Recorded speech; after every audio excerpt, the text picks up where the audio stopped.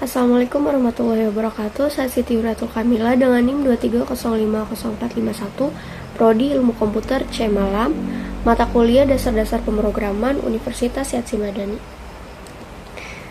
Oke, di sini saya akan mempresentasikan tentang tugas video.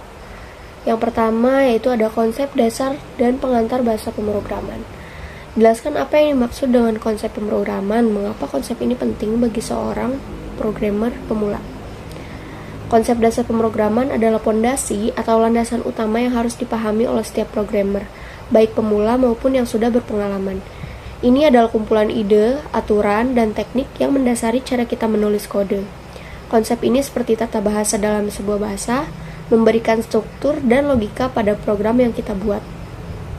Konsep dasar pemrograman sangat penting bagi programmer pemula karena beberapa alasan, yaitu yang pertama ada pemahaman yang lebih mendalam, yang kedua fleksibilitas dalam menggunakan bahasa pemrograman, yang ketiga memecahkan masalah yang lebih kompleks, yang keempat membuat kode yang lebih bersih dan terbaca, dan yang terakhir berkolaborasi dengan programmer lain.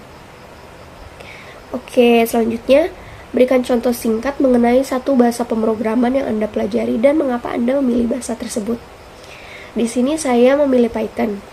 Python adalah bahasa pemrograman tingkat tinggi yang dikenal karena sintaksnya yang mudah dibaca dan dipahami. Mengapa memilih Python? Karena mudah dipelajari, fleksibilitas, dan library yang kaya. Oke, yang kedua yaitu struktur dan sintaks yang dasar. Apa itu struktur dasar dan sintaks dalam bahasa pemrograman yang Anda pelajari? Struktur dasar dan sintaks adalah seperti tata bahasa dalam sebuah bahasa pemrograman. Mereka menentukan bagaimana kita menulis kode agar komputer dapat memahaminya dan menjalankannya. Struktur ini mencakup hal-hal seperti yang pertama yaitu kata kunci. Kata kunci itu kata-kata yang khusus yang memiliki makna tertentu dalam bahasa pemrograman seperti if, else, for, while, dan lain-lain. Yang kedua yaitu variabel. Variabel itu tempat untuk menyimpan data. Selanjutnya ada operator. Operator simbol-simbol yang digunakan untuk melakukan operasi seperti penjumlahan, pengurangan, perkalian, pembagian, dan lain-lain. Yang keempat, fungsi. Fungsi adalah blok kode yang dirancang untuk melakukan tugas tertentu. Dan yang terakhir, struktur kontrol. Mekanisme untuk mengontrol alur eksekusi program seperti percabangan dan perulangan. Oke, selanjutnya tunjukkan bagaimana Anda menuliskan kode sederhana menggunakan struktur dan sintaks tersebut. Misalnya menampilkan hello world di layar. Di sini saya menggunakan Python. Cara menampilkan pesan hello world di layar menggunakan bahasa Python. Ketik print, kurung buka, kutip 2, ketik hello world, tanda seru, kutip 2, kurung tutup. Nah, di situ kalian tinggal melihat outputnya. Oke, selanjutnya nomor 3, logika pemrograman dasar. Jelaskan konsep logika pemrograman dan mengapa logika sangat penting dalam pemrograman. Logika pemrograman adalah rangkaian instruksi yang jelas dan terstruktur yang diberikan kepada komputer untuk menjalankan tugas tertentu. Mengapa logika sangat penting dalam pemrograman? Yang pertama, membangun algoritma. Yang kedua, mengambil keputusan. Yang ketiga, mengontrol aliran program. Dan yang keempat, mencegah error. Selanjutnya, berikan contoh penggunaan logika dasar dalam bahasa pemrograman yang Anda gunakan, seperti membuat keputusan sederhana atau perhitungan. Sebagai contoh, kita buat program sederhana dalam bahasa Python untuk menentukan apakah sebuah bilangan adalah bilangan genap atau ganjil. Ketik angka sama dengan int, kurung buka input, kurung buka, kutip 2, masukkan sebuah bilangan, titik 2, kutip 2, kurung tutup, kurung tutup. If angka persen 2, dan ketik sama dengan 2 kali, tanda 2 kali itu untuk perbandingan, 0.2. Selanjutnya print, kurung buka, angka, koma, kutip 2, angka bilangan genap, titik, kutip 2, kurung tutup. Selanjutnya else, titik 2, print, kurung buka, angka, koma, kutip 2, adalah bilangan ganjil. Titik, kutip 2, kurung tutup. Nanti kalian bisa lihat outputnya. Oke, selanjutnya nomor 4, form dan input pengguna. Bagaimana cara membuat form? Mengumpulkan data dari pengguna secara umum. Untuk membuat form kita perlu, yang pertama, tentukan tujuan. Data apa yang ingin kita kumpulkan, seperti nama, email, alamat, dan lain-lain. Bagaimana data tersebut akan digunakan, analisis, penyimpanan, pengiriman email, dan lain-lain. Yang kedua, pilih platform untuk bahasa pemrograman, yaitu ada web untuk memproses data, aplikasi mobile, platform seperti Android, aplikasi desktop untuk bahasa pemrograman. Yang ketiga, desain struktur form. Elemen form, di situ ada input text, text area, radio button, checkbox, select, dan lain-lain. Ada layout, atur tampilan form agar menarik dan mudah digunakan.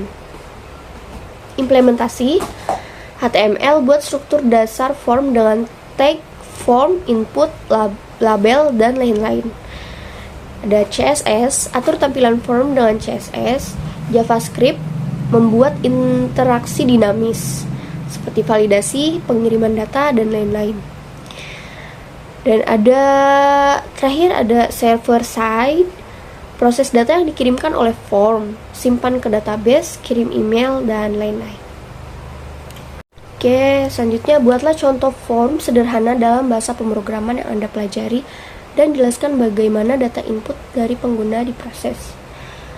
Oke, boleh diperhatikan gambar ini dan saya akan menjelaskan. Ini slide yang kedua, yang ketiga, dan ini outputnya di sini. Nama, email, pesan, kirim. Nah, penjelasan kode yang pertama ada doctype dan struktur HTML. Kode dimulai dengan mendeklarasikan tipe dokumen HTML dan menyusun struktur HTML dasar. Nomor 2, form. Form ini terdiri dari 3 input, nama, email, dan pesan. Setiap input memiliki label yang sesuai. Yang ketiga, atribut action dan metode. Atribut action menentukan URL tempat form akan dikirim saat disubmit. Atribut method menentukan metode pengiriman data atau post dalam hal ini. Yang keempat, validasi. Atribut required digunakan pada input untuk memastikan bahwa pengguna mengisi semua kolom sebelum mengirimkan form. Dan CSS, beberapa gaya dasar ditambahkan untuk mempercantik tampilan form. Oke, selanjutnya nomor 5, struktur kontrol if, else, dan switch. Apa itu struktur kontrol seperti if, else, dan switch? Jelaskan dengan contoh bagaimana struktur kontrol ini bekerja. Struktur if digunakan untuk mengeksekusi blok kode tertentu jika suatu kondisi bernilai benar atau true. Jika kondisi tersebut salah atau false, Anda dapat menggunakan else untuk mengeksekusi blok kode alternatif. Contoh, di sini saya membuat program untuk menentukan apakah sebuah angka genap atau ganjil. Penjelasannya, jika angka adalah 7, maka persen 2 akan menghasilkan 1 sisa pembagian 7 dengan 2. Sehingga kondisi if akan bernilai false dan blok else akan dieksekusi menghasilkan output 7 adalah angka ganjil. Selanjutnya, struktur control switch. Struktur switch tidak ada dalam Python, tetapi ada dalam bahasa pemrograman lain seperti JavaScript dan C++. Switch digunakan untuk memeriksa nilai variabel terhadap beberapa kemungkinan nilai dan menjalankan blok kode yang sesuai. Contoh, di sini outputnya adalah Rabu. Penjelasannya, dalam contoh ini variabel hari memiliki nilai 3. Struktur switch memeriksa nilai hari dan mencocokkannya dengan setiap case. Karena hari adalah 3, blok kode di case 3 akan dieksekusi, dan nama hari akan diatur ke Rabu. Jika tidak ada case yang cocok, blok default akan dieksekusi. Kesimpulan, if dan else digunakan untuk mengeksekusi blok kode berdasarkan kondisi yang mungkin bernilai true atau false. Switch digunakan untuk memeriksa nilai variabel terhadap beberapa kemungkinan nilai dan mengeksekusi blok kode yang sesuai. Struktur kontrol ini sangat penting dalam pemrograman karena memungkinkan pengembang untuk membuat keputusan dan mengontrol alur eksekusi program berdasarkan kondisi tertentu. Nah, selanjutnya, buat contoh kode sederhana yang menunjukkan bagaimana program Anda membuat keputusan berdasarkan input pengguna. Berikut adalah contoh program sederhana dalam Python yang meminta input pengguna untuk menentukan apakah sebuah angka yang dimasukkan adalah positif, negatif, atau 0. Nah, di sini outputnya adalah 5.0 adalah angka positif. Penjelasan. Oke, di sini ada penjelasan kode. Yang pertama, input pengguna. Program meminta pengguna untuk memasukkan sebuah angka. Fungsi input digunakan untuk mengambil input dari pengguna dan float digunakan untuk mengonversi input tersebut menjadi angka desimal. Yang kedua, struktur kontrol. If angka lebih dari 0, jika angka yang dimasukkan lebih besar dari 0, program akan mencetak bahwa angka tersebut adalah positif. Elif angka kurang dari 0. Jika angka kurang dari 0, program akan mencetak bahwa angka tersebut adalah negatif. Else, jika tidak ada kondisi di atas yang terpenuhi, artinya angka tersebut adalah 0. Program akan mencetak bahwa angka tersebut adalah 0. Dan yang terakhir ada output.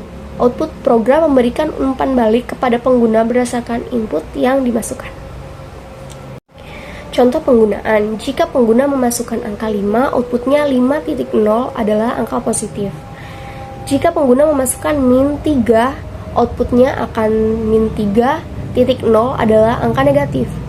Jika pengguna memasukkan 0, outputnya akan 0.0 adalah 0. Dengan contoh ini, Anda dapat melihat bagaimana program membuat keputusan berdasarkan input pengguna menggunakan struktur kontrol. Oke, yang keenam, perulangan dan pengolahan data. Apa itu perulangan dalam pemrograman dan bagaimana perulangan membantu dalam pengolahan data? Perulangan atau looping dalam pemrograman adalah suatu struktur kontrol yang memungkinkan eksekusi blok kode tertentu secara berulang-ulang selama kondisi tertentu terpenuhi. Perulangan sangat berguna dalam pengolahan data karena memungkinkan pengembang untuk mengulangi operasi yang sama pada sekumpulan data tanpa perlu menulis kode yang sama berulang kali. Oke, selanjutnya, bagaimana perulangan membantu dalam pengolahan data? Perulangan sangat membantu dalam pengolahan data karena beberapa alasan berikut. Yang pertama, ada efisiensi. Dengan menggunakan perulangan, Anda dapat menghindari penulisan kode yang berulang-ulang. Yang kedua, pengolahan data yang dinamis. Perulangan memungkinkan Anda untuk memproses data dalam jumlah yang tidak pasti. Yang ketiga, automatisasi. Perulangan memungkinkan Anda untuk mengotomatiskan tugas-tugas yang berulang seperti menghitung total, mencari rata-rata, atau memfilter data berdasarkan kriteria tertentu. Dan yang terakhir, penyederhanaan kode. Dengan perulangan, kode Anda menjadi lebih sederhana dan lebih mudah dibaca. Ini juga mengurangi kemungkinan kesalahan karena Anda tidak perlu menulis kode yang sama berulang kali. Oke, selanjutnya berikan contoh penggunaan perulangan untuk melakukan tugas yang berulang seperti mencetak angka.